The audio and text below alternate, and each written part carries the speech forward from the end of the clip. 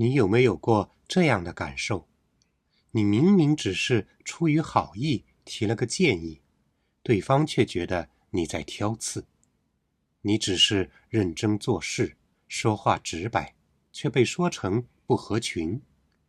你一片真心，却总是换来同事的误解和疏远。你可能会忍不住问自己，我到底哪里做错了？但也许问题根本不在你说了什么，而在于你不知道自己怎么没被别人看见。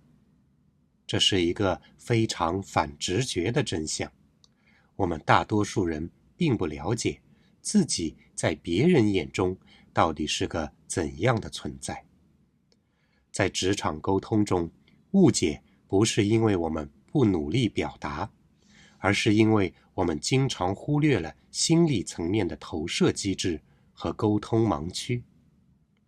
让我们先从第一个心理学视角说起，投射。荣格认为，人很容易把自己不愿意承认的一部分投射到他人身上。比如，一个同事如果内心对权威有抗拒，他可能会下意识地把你的认真解读为控制。如果一个人曾经被过度批评，他可能对你的好心建议产生防御，误以为你是在投射他。所以别人的解读往往并不是关于你，而是关于他们自己。但我们也不能把所有责任都推到别人身上。在职场中，一个经常被误解的人，也往往会陷在自己未曾察觉的沟通盲区里。比如说，你是不是很少表达自己的感受，而只讲事实？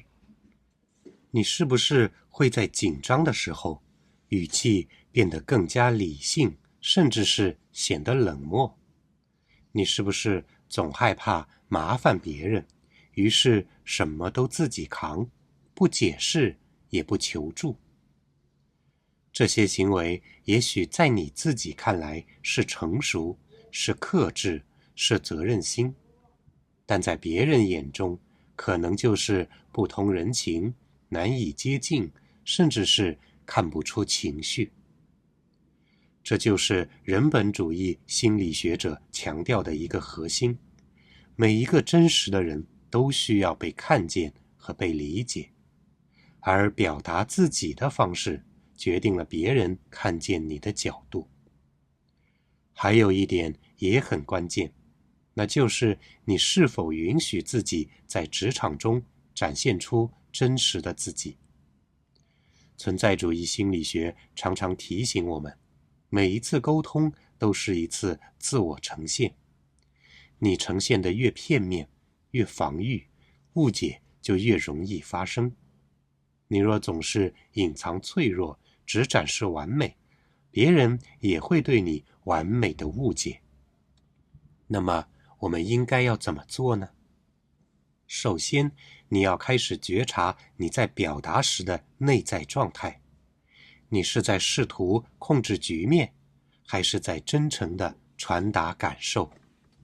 其次，你要多留一点空间给对方来反应，试着理解他们从哪个角度在解读你。第三，偶尔你也需要放下防御，允许自己说出一句，我其实也很在意你怎么想。你会发现，关系在你放软的那一刻会开始松动。被误解并不是失败，而是一次关系的转机。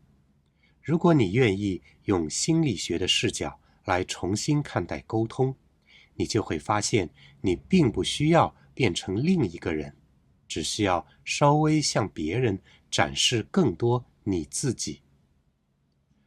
如果你喜欢这个用心理学来解读职场关系的节目，欢迎你关注我。也可以把这期节目分享给那个你总是聊不太明白的朋友。或许你们之间也正需要一次重新看见。